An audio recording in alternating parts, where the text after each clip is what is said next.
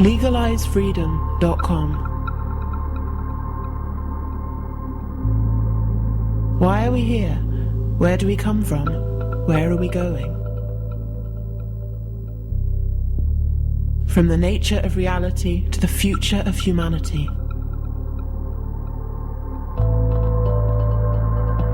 Beyond politics, poverty, and war.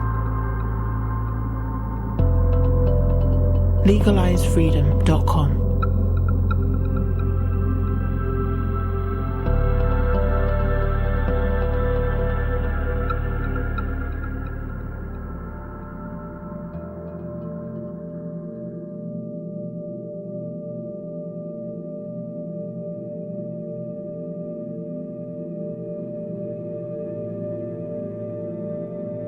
Greetings and welcome once again to LegalizeFreedom.com. I'm your host Greg Moffat, and my guest today is Jim Elvidge, who joins us to discuss his book, Digital Consciousness, A Transformative Vision. Our reality is not what it appears to be. The latest physics experiments demonstrate that an objective reality simply does not exist. Despite its immense value to humanity, modern sciences claim that it can account for the depth and diversity of experience, and in the foreseeable future explain the fundamental nature of reality, goes too far. Modern mainstream science maintains that matter is all that matters, and that the seemingly solid three-dimensional world of our five senses is all that there really is. But the list of phenomena adequately accounted for by the physical sciences is outstripped by those it cannot explain and instead simply chooses to ignore. The most profound of these is the riddle of consciousness itself. The best hypothesis proffered by mainstream science is that consciousness is a mere epiphenomenon of the brain, a byproduct which arises when organisms reach a certain degree of complexity. But what if the opposite were true? What if that which we call matter actually arises within mind, a universal seat of consciousness forming the fundamental ground of reality? Not only does this model reflect ancient spiritual and wisdom traditions spanning the globe and reaching back into prehistory, when unified with cutting-edge quantum physics, it forms the basis for an all-encompassing cosmology, offering answers to the eternal questions of existence and the deepest mysteries of life.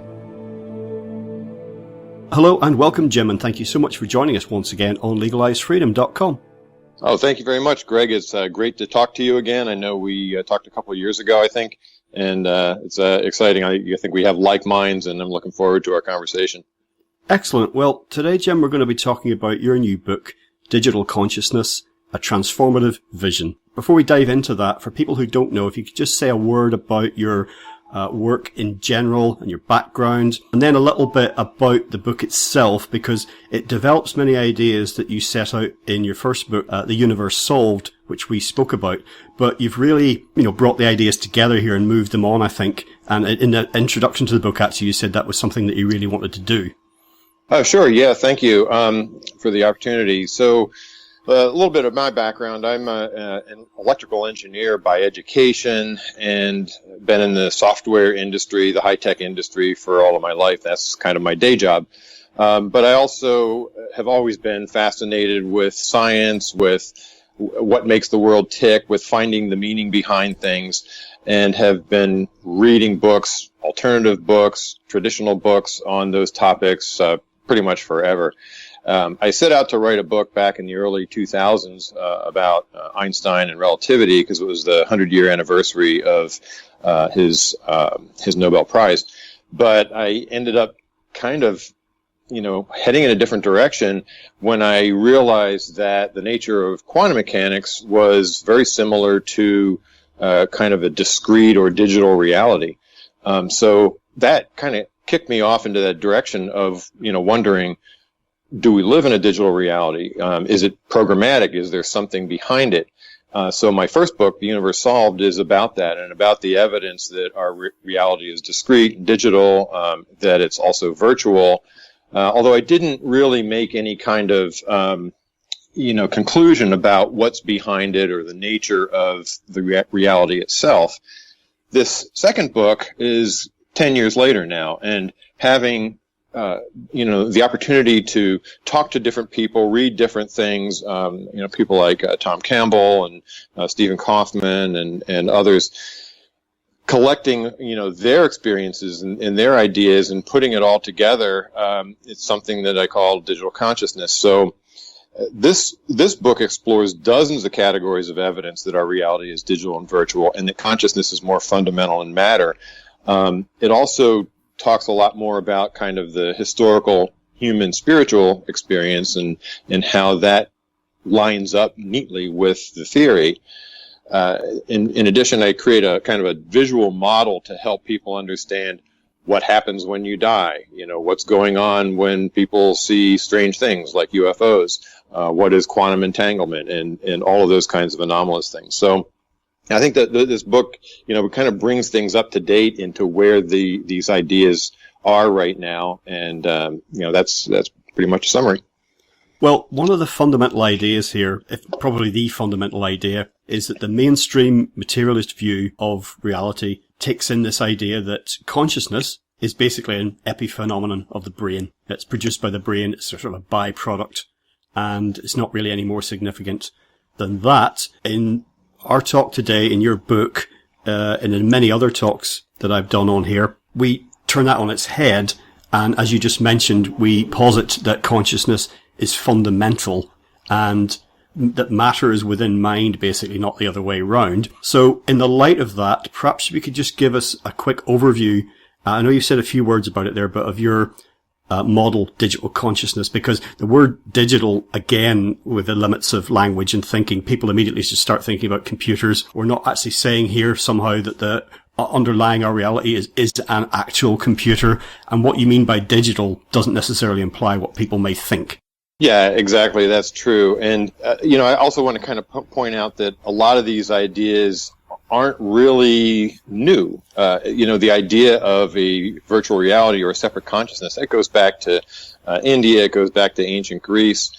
And even modern physicists have kind of come to this conclusion, some of them anyway. Niels Bohr said, everything we call real is made of things that can't be regarded as real. Albert Einstein said, reality is merely an illusion, albeit a very persistent one. So these aren't just sort of, pie in the sky ideas. There's a lot of supporting thinking behind this, and it's not, my original stuff. But basically, in a nutshell, we live, I believe, and the evidence supports this, we live in a virtual reality. What that means is there's no real physical objective reality that exists there independent of our consciousness.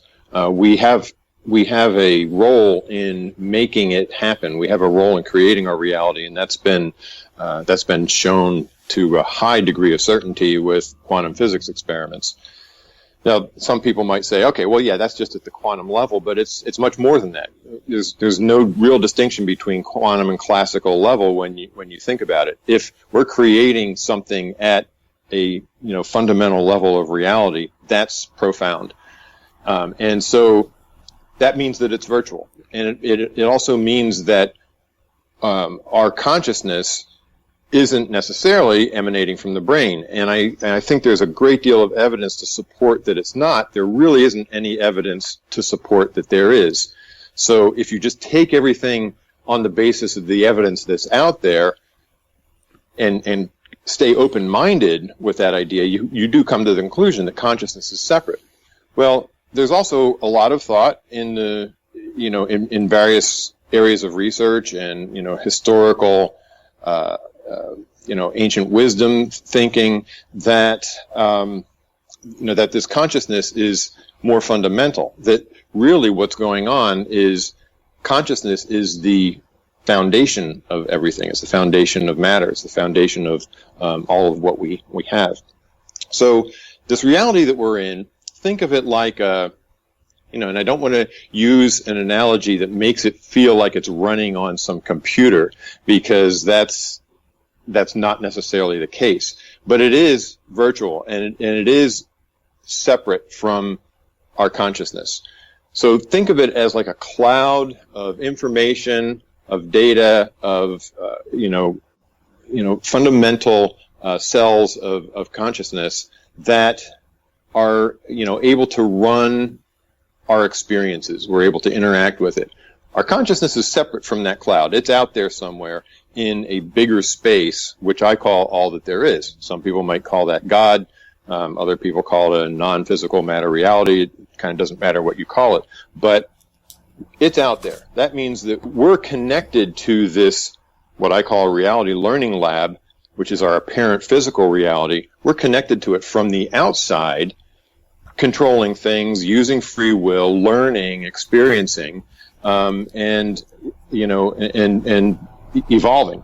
The purpose of this is to evolve our consciousness, ultimately. And again, that also kind of reflects some of the ancient wisdom thinking. So, the basic four tenets of this idea: consciousness is fundamental and primary. It's not an artifact of the complexity of the brain. All matter is just information at the end of the day. In our space, in our world, there is no real stuff. And the forces that physicists talk about are rules about how that information interacts with each other. The reality we experience is kind of a simulation. The word simulation is a loaded word, so I'm a little careful with that. It kind of implies that it's artificial in some way, but it's not artificial. It's what we experience. All we know is what we experience. But it is illusory in that sense, and is designed for us to learn and evolve our consciousness. And so, the system that we live in is digital and discrete, and consists at a minimum of the aggregate of all the individuated conscious entities, yours and mine and the dogs and every other living thing that can be considered conscious, plus this reality learning lab that we interact with. And the whole system, God, all that there is, whatever you want to call it, is driven by some fundamental rule of continuous improvement. So it's constantly trying to evolve itself, and has done that by breaking itself up into these little individuated consciousness components that are you and I, and the system that we can play in, which we call life, or apparent reality. There's a brilliant quote in your book, I think it's around about page 70 or something, from Max Planck, the well-known quantum physicist, where he basically sets out how, despite our current worldview paradigm that matter is all that matters, actually that there is nothing real, quote unquote, in that sense, nothing physical in the sense that we think of it. As you've just alluded to, when you're talking about ideas, using words like information, simulation, which as you said is very loaded, the word digital, as I mentioned earlier on, this highlights the limits of language itself. And of course, we think in terms of language. So the limits on the language that we use to describe things also limit how we think about things. And there's a limit also, not only on our intellect, let's have a bit of humility here, but on our imagination about what can be, as it were. And that's quite often filtered through just through the lens of our times. 1,000 years ago, people had different ideas about what was possible. And 1,000 years from now, there'll probably be different ideas as well. So taking all that into account, it's no surprise that despite some people's, arrogance of thinking that they pretty much got all the answers, that this is very far from the case. And that the sort of thinking that you're setting out does require some leaps in imagination, advancement of intellect, but that in itself could be part of the evolutionary process that you say this may all be part of. A lot of good points there you made, Greg. So, the idea of the leaps in information. I think we make discrete learnings and evolution of our minds, of our consciousness, and our society in discrete chunks. It's not always just slight improvements here and there. So sometimes it has to be a new idea or a new paradigm, new way of looking at things that get people to think differently. There's a concept you're probably familiar with, the Dunning-Kruger effect, which essentially says, people who have a little bit of knowledge think they know everything, but the more you know, the more you realize you don't know. And you see this curve of, as you develop expertise, you realize you know less and less. So back in I think it was the 1800s, I think it was Michelson once said, everything that we need to discover has been discovered. We're just looking for more details of resolution, a couple more decimal points of accuracy, and that was before relativity and quantum mechanics kind of blew up the whole world of physics. So there's no doubt that we there's lots more to understand, lots more to learn. I think it's part of the whole process that we have of evolving. And you're spot on about the language. This is something I struggle with all the time. If I say something like the word digital, it sounds cold and calculating. But what it means is that it's just fundamentally one thing or another. And we could probably talk quite a bit about, whether reality is digital, and I mean our apparent physical reality, not the deeper level one. There have been a lot of physicists that have gone back and forth. There was even a contest a couple years ago where people submitted papers to prove or offer their suggestion or their philosophy on whether it was continuous or digital. And it was really kind of interesting seeing the different points of view. But it doesn't mean anything in terms of cold and calculating. Just because deep down it's discrete doesn't mean that it's running on silicon, or that it's created by an AI, or that it's not beautiful in any way. If we look at a movie that moves us, or a beautiful photograph that's digitized, and we look at it on the screen, we still have the same emotional connection to it that we would have if reality were continuous. It doesn't really make any difference. So yeah, language is a tough thing. When we talk about these things, there's no unified way of talking about it yet. And I think that's, kind of one of the things that I'm doing and other people are doing is trying to put ideas out there that maybe they'll stick. Maybe people will start using digital consciousness instead of, a big paragraph to try to explain what it is, or other terms, and get away from using terms like simulation. Well, yeah, I mean, in terms of assimilation and adoption of new ideas, where we are now, really, I mean, even though the evidence for a materialist view of the world is very weak, some people say actually if you scrutinize it very closely, it's non-existent. But anyway, there's that old adage about science advancing one funeral at a time. And there's that you allude to in your book, the 30 years to acceptance syndrome, of new information. And you also reference the technology adoption life cycle. Once, quite often new technology comes in, and there's the so-called early adopters who are very enthusiastic, and it can take a very long time for the wider population to, as it were, catch up. So it can feel very frustrating when you've got a new concept, new ideas that you feel really move us forwards, sort of existentially. But 30 years is not a long time, but in terms of your life or my life, it feels like a hell of a long time. It could be like, if we're lucky, a little under half of it. Right. Yeah, it is. And there have been cases, I've been wondering, is that time shrinking as we go forward, as we kind of evolve as a society? And it's not really, it doesn't seem to be. I think Georg Ohm, when he wrote a paper on what is now considered Ohm's law, it was considered heretical. I think he lost his teaching job. He was called a fraud and all this kind of stuff. That was back in the 1800s.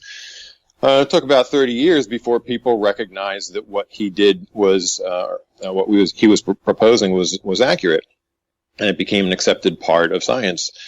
Same thing happened 100 years later with cold fusion. Fleischmann and Pons were just laughed out of the business for their assertion that there was a cold fusion reaction. But since then, U.S. Department of Energy and Toyota and MIT and all these reputable organizations and institutions have been doing research with promising results on what they call low energy nuclear reaction, which is they just put another face on it. So that's following the same cycle. And even in 2012, I think at CERN, they said it bears further study, and it really, the effect that they saw was real. So they were vindicated 20 years later, but it still hasn't, kind of taken hold. So it does seem like that 30 years is still the case. And I understand it. Anybody can come up with a theory and put it out there, and obviously you're not going to believe everything. So there has to be a process where it's tested, it's thought about, it's peer reviewed, it's the scientific method in a way. But unfortunately, a lot of scientists only apply the scientific method to materialist ideas and not to other ideas, and that's not being scientific. That's being, dogmatic. So the other point I guess I'd like to make is you mentioned, evidence to the contrary about things like this. Like, is there evidence that the world is materialistic, or that consciousness is an artifact of the brain? And there isn't any. There just isn't. All that neurophysicists or neuroscientists can come up with is that they see electrical activity in the brain when people wake up, or when they, change their state of awareness or something like that.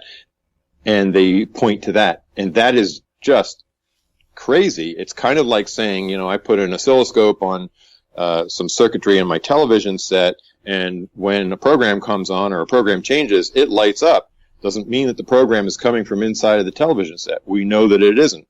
It's coming from a network. It's coming from somewhere else. So that argument is the only argument that's made that consciousness comes from the brain. But the evidence that it doesn't is substantial. And I have 10 categories of that, and a lot of it's scientific evidence, 10 categories or so of that in the book.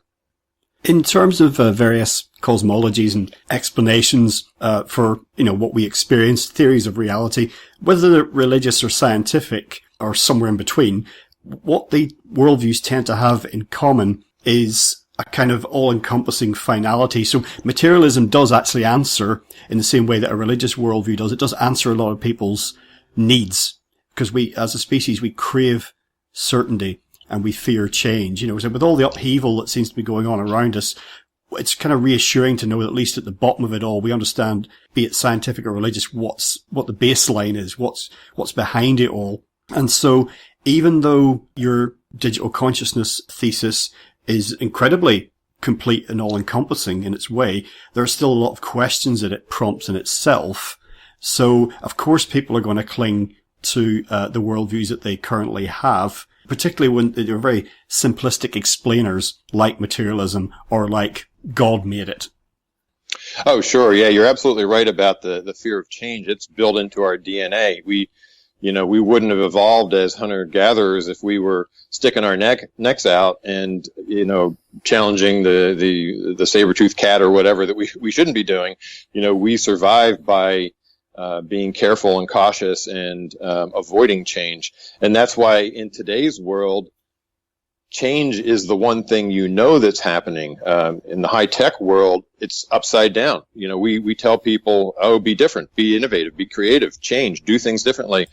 And it's not in people's DNA. And then you get frustrated that they kind of respond, based on a fear of change. But that's how we are. So it's a fact that we have to accept ambiguity in today's world and kind of accept the idea that there are unknown things. So the idea of getting closure is a very materialist idea. Like you said, that there's a very finite reason for things. There's no randomness involved. There's a definitive place that we go after we die and so forth. And maybe that's comforting to some. It's not comforting to me. I'm okay with a little question mark, a little unknown about things. And I think if you can accept that in your worldview, accept some uncertainty and ambiguity, it opens you up to some new kinds of knowledge that you might not otherwise consider. Well, actually, people this far in our talk may be thinking about your book, this sounds, very dense and complex and very science-based. But you actually concede in the book, you say, this is a quote, you just say science isn't for everything. And one thing that's occurred to me many times when I've been reading discussions and debates about the nature of reality is like this thing that these ideas aren't scientific. That concept isn't scientific. And I thought, why does everything have to be quote unquote scientific? For example, the science and philosophy are considered kind of these like separate branches of thinking in the same way that I suppose that materialism and religion are. But I always saw these areas as like a Venn diagram. There is overlap. And as you alluded to earlier, the idea, some of the ideas you're putting forward in your book are not new at all. They're contained within some of the ancient wisdom traditions. And ironically, taking a step back and looking at current developments, well, certainly probably from at the start of the era of quantum physics, that science and spirituality have kind of been pointing to some of the same things. They've been trying to say the same things. They're certainly grasping for the same thing, and there is common ground there. And I think that the separation between those realms that has dominated the modern era, it didn't always used to be quite so polarized, and I think that's changing again. And again, in your book, you acknowledge this, and I think that as scientific as your book might sound, with a quick overview of it, you are trying to integrate a lot of things here. Yeah, it's interesting. Somebody once asked me, who did I write the book for? And it really made me pause, because honestly, I hadn't thought about that when I wrote it. And that's probably something I should have thought a little bit more about. Know your audience before you start writing things down. But in thinking about it, I think I'm still trying to convince. I'm still trying to get the people who are on the fence about, some of the ideas that we're talking about, get them to kind of think about moving away from the materialism side of things. So I do try to make it scientific in that sense. And we can talk about how the book is scientific that way. But you're right. You don't have to look at it that way. You could look at it as philosophy. If science isn't your bag, or you don't buy the science or whatever, that's perfectly fine. You can consider this a philosophy. And you can adopt the philosophy even without considering all the evidence, but the evidence might just make you feel good about the philosophy. And it's interesting that, what do scientists have to be called a bona fide scientist? A PhD. What does that stand for? Doctorate of Philosophy. It used to be that science and philosophy were, like you said, one and the same thing. And then we went through this, Western materialism phase for a few hundred years after the Enlightenment. And I think you're right. I think we are kind of moving away from it. I think quantum mechanics is giving a lot of scientists a kick in the butt that reality isn't quite what they thought it was. It wasn't that deterministic and that reductionist. And it's a really profound thing. And people are having a hard time letting go of this set of maxims that they've built the foundation of their education on, for many, many years. Well, we've discussed a few issues, a few problems with the current paradigm. So let's touch on a couple more. Basically, as a way of saying, look, there's room for a new idea here, new thinking, and that we don't actually have all the answers, as you mentioned earlier, that in Victorian times, some people thought that they did. But the current crop of cosmologies, I find them to be, materialism included, to be incomplete, and in some cases actually the product of desperation. I'm thinking string theory here. That's what that feels like to me. And everything from the Big Bang to the steady state cosmos, the quasi-steady state, many worlds interpretation, you name it. There's problems with each one of them. And it's not that you're saying that what you set out in digital consciousness is somehow the finished product, but it's just more complete, and it accounts for more phenomena than any of the other cosmologies. In fact, towards the end of the book, you set it out in a sort of bullet point basis, saying, okay, how many observations does this cosmology account for? And actually materialism's way down the list, isn't it? It performs really badly. Oh yeah, and this is the kind of ultimate premise of the book, is if you consider the entire space of things that a theory of everything has to explain, you have to account for, getting out of the field of pure science, what's the nature of matter, for example, and talk about things like what's a near-death experience, what's a spiritual experience, why do some people have precognition, why are identical twins brought up in the same environment with the same genetics have completely different sets of values sometime. What's this Mandela effect? Why does the universe appear to be really finely tuned? And then over in the scientific realm, you've got quantum entanglement. Nobody understands how that works, or the observer effect in some science experiments. So from metaphysics to physics, there's a whole set of anomalies or kind of unexplained things. And if you think of that as sort of an anomaly space, and you think of a Venn diagram, and this is what I do in the end of the book, there are certain theories that you can draw circles around some of those anomalies and say, this theory explains that pretty well, or at least it explains it, to some level of satisfaction. Materialism, for example, focuses on one thing, the nature of matter. And at the end of the day, it gets it wrong. It used to think it was one thing, and then in the early 1900s, it thought it was something else. And then after quark theory, it thought it was something else. So even deterministic materialism has to keep changing as experiments dig deeper into what the nature of matter is. But that's really the only thing of these 14 different anomalies that I picked spread out across this, vast space of mysteries. Deterministic materialism only answers one of them, or only addresses one of them. And string theory only addresses two. It addresses that one and the unification of general relativity and quantum mechanics. It doesn't say anything about what spiritual experiences are, what dark matter is, what the observer effect is, and those kinds of things.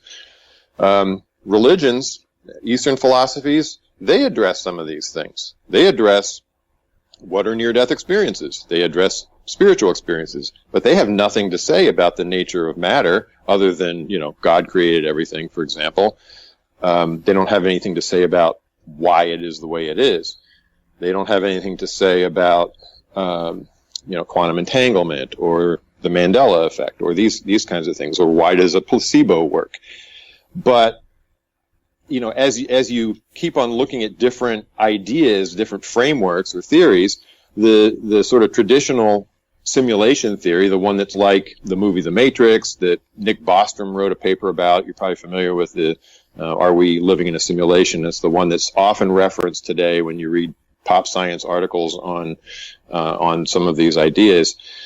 That explains a lot of stuff. That actually does cover things, but it again doesn't cover the spiritual side of things. It doesn't cover why near-death experiences across all different cultures and different ages and genders have such commonalities and how people are profoundly changed after having them. It doesn't explain that at all. In fact, it kind of makes no sense, to bring that into the fold in the traditional post-human simulation theory argument. So the only thing that explains all of this stuff is digital consciousness. My theory, also Tom Campbell's My Big Toe is very similar. I had a podcast recording recently with him where I realized there are a few small differences between the way he looks at things and the way I look at things. And it was actually kind of heartening to hear, we're still thinking a little bit differently, but the fundamentals of it, both of our ideas, explain all of these anomalies. So yeah, when you look at it that way, a framework that tries to make sense out of everything has to cover all of these different things. And deterministic materialism, a lot of the science theories, they really don't. String theory, it's just, it's just an idea. It's just math at this point. In fact, it's kind of interesting. What constitutes science? A lot of people use Karl Popper's demarcation criteria. Is it testable? Is it falsifiable? Is it observable? Is it predictable? Is it repeatable? And they apply these criteria to determine whether something, passes the sniff test of a valid scientific theory. And interestingly enough, things like, field theory are not observable. The Big Bang is observable, but it's not repeatable. The many worlds theory, which, as I understand it from some of the things that I've read, more scientists than not believe in that one versus the sort of Copenhagen interpretation of quantum mechanics. That many worlds theory doesn't pass the testable test, the falsifiable test, the observable test, or the predictable test. So when you apply scientific demarcation criteria to what is considered acceptable areas of study in science, most of them fail. And actually the simulation theories and digital consciousness, they are testable to some level, and they do have some predictive capabilities. And the fact that they're based on a real, at least in my book, it's based on a real scientific method, which is called abductive logic, best fit to the evidence theory that best fits the evidence. It's the same kind of thing that we apply in the medical world. Take a bunch of tests, figure out what ailment best fits that ailment, and that's probably what the person has, and then you treat it. And that's a very scientific process. And that's all I'm doing too. So, yeah, at the end of the day, the line between philosophy and science is incredibly blurry. And, for anybody to say one thing is science and one thing is philosophy, hasn't really thought much about what science really is. Well, probably the main reason that we take waking reality to be fundamental is, and not, for example, like a dream or one of these other subjective experiences, supernatural or spiritual experiences that we feel that are unique to us, and that therefore we can question, is that real? Did that actually happen? Like if you have a dream, in what sense did the dream quote unquote happen? I maintain it absolutely happened as much as you stubbing your toe on a curbstone, during the day. But anyway, again, fundamental reason we take waking reality as fundamental is consensus validation. That is that you and I agree that, I don't know if you're sat at a desk now, I'm sat at a desk, but if we were in the same space together, it'd be like, there's a tree, there's the sky is blue, some clouds over there, a red car just drove past, and what have you. And that lends credence to this idea that the waking reality is the fundamental ground of reality. But interestingly, and we all have, again, this is another subjective experience that we have, and therefore we tend to devalue it because of that, but the consensus is not 100%. And when you hear people having conversations like, oh yeah, that was hilarious that night, when Dave spilt his beer over his new shirt, that was such a nice blue shirt. It wasn't blue. His shirt wasn't blue, it was purple. No, it was definitely blue. And people just think, you're misremembering things. But we all have the experience of having genuinely different experiences. You alluded to the Mandela effect. But I think that these, if we can call them glitches in the matrix, these anomalous events and effects, such, other ones would be, say, time slips, synchronicity, deja vu, whether they're happening quote unquote on purpose or not, what they do is they're offering us glimpses of a wider and deeper reality. And I actually maintain that they are actually happening for a reason. This is not an accident, as it were. Yeah, I 100% agree with you, Greg. I think, we can talk about like what's really going on and what explains it. And that's what, kind of the focus of the book is. But then you ask the question, well, why do these things happen? And I think you're right. I think it's giving a glimpse of a greater reality. And maybe it's because the system, God, again, all that there is, has determined that we've gotten to the point where we can move to the next level. We've established a scientific framework in our minds that give us a process that we can go through to consider things and rule things out based on evidence and stuff like that. So now that we have that, let's take a look at the bigger reality and try to assimilate some of those things. And so let's give a little hint on those things, and those are the anomalies that you're talking about. Yeah, the idea of consensus, I think about this one a lot, and I use a lot of times the analogy of a video game because it's something that people can generally relate to. So a game like, a multiplayer online game, Star Wars has some, there's World of Warcraft and things like that. In that game, if you're in that game, you have an avatar, you're fighting a bunch of monsters or aliens or whatever it is, everybody who's playing in that game is kind of seeing the same thing. So they have a consensus. They all believe that, that's what's really going on in the game. And these games have what's called a physics engine. So it's a way, it's basically a set of mathematical routines that help determine how things move when you throw them, or the effect of gravity or whatever. And so as long as things kind of make sense and make sense according to that physics engine, you feel very comfortable. Now, what were to happen if in that game you see a bunch of, aircraft going by, and the aircraft keeps on following the same patterns and all makes total sense, And then all of a sudden you see one that's just hovering. And maybe it makes a right angle turn or something like that. But you're seeing this in the game.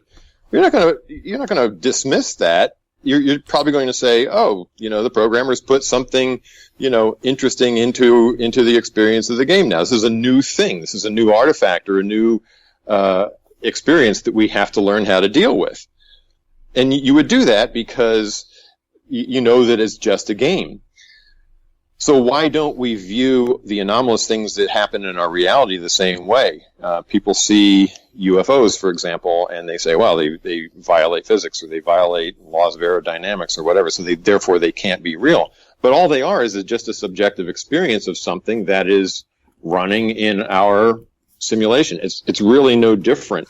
So a lot of these anomalies are, just basically things that we haven't accounted for, thought about, whatever.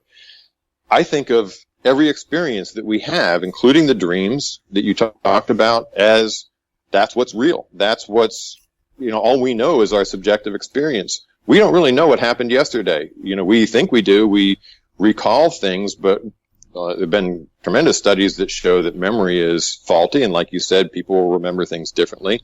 Partly because when you remember something, what you're doing is remembering the last time that you recalled it. And if you have changed it a little bit because of a suggestion or because of some confluence of experiences that you had, a show that you watched or something like that, and you start remembering something different, then you reinforce those memories.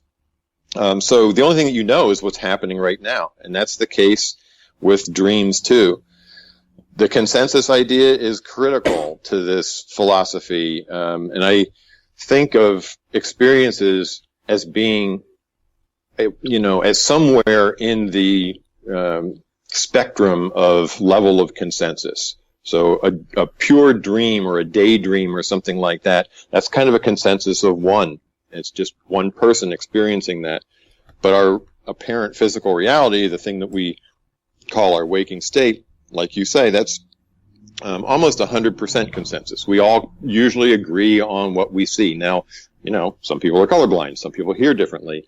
Some people perceive things differently, remember things differently. So it really isn't 100%. It's in the 99-point-something% consensus. But then there's this stuff in the middle. People have had mutual lucid dreams where people completely separated, dreaming, getting in control of their dream, meeting up, then they take notes on what they said to each other and what they experienced, and they compare those notes later on. Some of these studies have been done with good scientific rigor that show that there's a consensus of 2. So that's somewhere in the middle. And so there's possibility of, say, group consensus and all along this spectrum. And what do you do with those things? The fact that there's the possibility to have things that seem dreamlike that have more than a consensus of one person is really profound. It's telling you that that's real. That's much more real than you thought it was. And so I think the same applies to our dreams. It's just a subjective experience that we're having. It just happens to be one where our awareness is not in this physical matter reality where the consensus is enforced. Our awareness is somewhere else when we're having that dream. Yeah, I know that we talked about this off air, that I recently sent you an article that I did, an interview with Rory McSweeney, who was a former guest on the show here, talking about lucid dreaming. And in his book said basically he came to an understanding that what we call dreams and what we call everyday 3D waking reality are actually made from the same stuff, woven from the same fabric. Mm-hmm. And lucid dream being a dream where you kind of wake up within it and realize that you're dreaming and actually find that you can act in the way that you feel that you can in so-called waking reality, but you can do that within your dream, highlights the fact that these experiences are ultimately subjective anyway. And that lends credence to the idea that maybe we take the reality that you and I are both in now and the person listening to this is in, we take that reality as fundamental, but essentially because life lasts longer than a dream, as it were. But this may in fact be a very, very similar virtual experience. We just happen to be awoken within, as it were. And certainly people's experience of stepping out of this reality temporarily, coming back, whether it be through near-death experiences or other forms of out-of-body experience, sometimes with psychedelics, that tend to indicate that they realize, this it's not everything. It's not what it appears to be. This being the everyday waking reality, it is not the fundamental state of things. It's just one state of many, one experience of many, one form of having experience among many. Yeah, exactly. I couldn't agree more. And I think that the things that you mentioned, like the near-death experiences, those are real subjective experiences, and you could pass them off as fantasy, perhaps, but when they happen to, the same kinds of things happen to different cultures, or when they happen to children who don't have the benefit of any kind of expectation because of what they've read about this stuff, then you have to start taking this a little more seriously. I think a lot of times about just the nature of people accepting different ideas. If somebody were to come up to you on the street and tell you, hey, I just had a a precognition that the stock market's going to crash tomorrow, and you would just kind of like shake your head and move on with your day and probably not take any action. But if a friend of yours said that, and then several other people said it, would you then pay attention? At what point do you take the information that multiple people have had a kind of out of the norm experience, maybe you call it paranormal, at what point do you take that and say, well, there's a confluence of thinking here, maybe I should take it seriously?